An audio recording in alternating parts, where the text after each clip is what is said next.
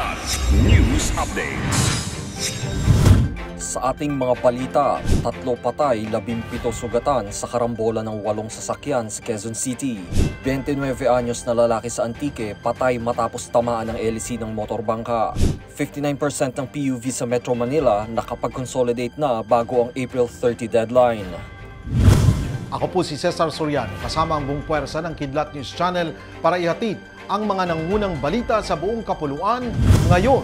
Patay ang 3 pasahero habang 17 katao naman ang sugatan matapos araruhin ng isang bus ang UV Express, taxi at 5 motorsiklo sa Commonwealth Avenue, Quezon City nitong Lunes, April 29. Kabilang sa mga namatay ang 2 babaeng nakasakay sa likod ng UV Express at isang rider na pumailalim at naipit sa gulong ng umararong bus. Ayon sa driver ng bus, galing sila ng Bulacan at papuntang Quezon Avenue nang biglang mawalan ito ng preno habang binabaybay ang fare lane sa naturang lugar mag-aalas 10 kagabi. Sa ngayon, hawak na ng pulisya ang driver ng bus na nahaharap sa reklamong reckless imprudence resulting to multiple homicide, multiple injuries at damage to property.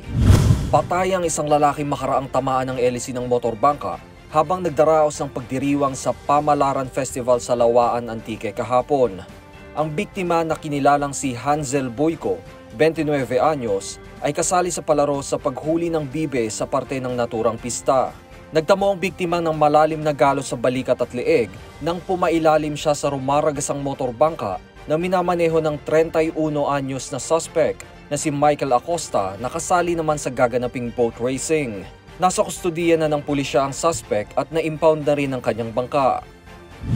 Nasa 59% pa lang ng operator at driver ng Public Utility Vehicles o PUVs ang nakapag-consolidate na bilang kooperatiba bago ang pagtatapos ng consolidation deadline ngayong araw ayon sa Department of Transportation o DOTR. Ayon kay DOTR Undersecretary Ferdinand Ortega, magbibigay pa sila ng 1 hanggang 2 linggo upang abisuhan ng mga unconsolidated driver at operator na mapapawalang bisa na ang kanilang prangkisa o hindi na sila maaaring pumasada. Aniya, hindi na rin magbibigay ang ahensya ng panibagong extension para sa mga unconsolidated PUV operator at driver.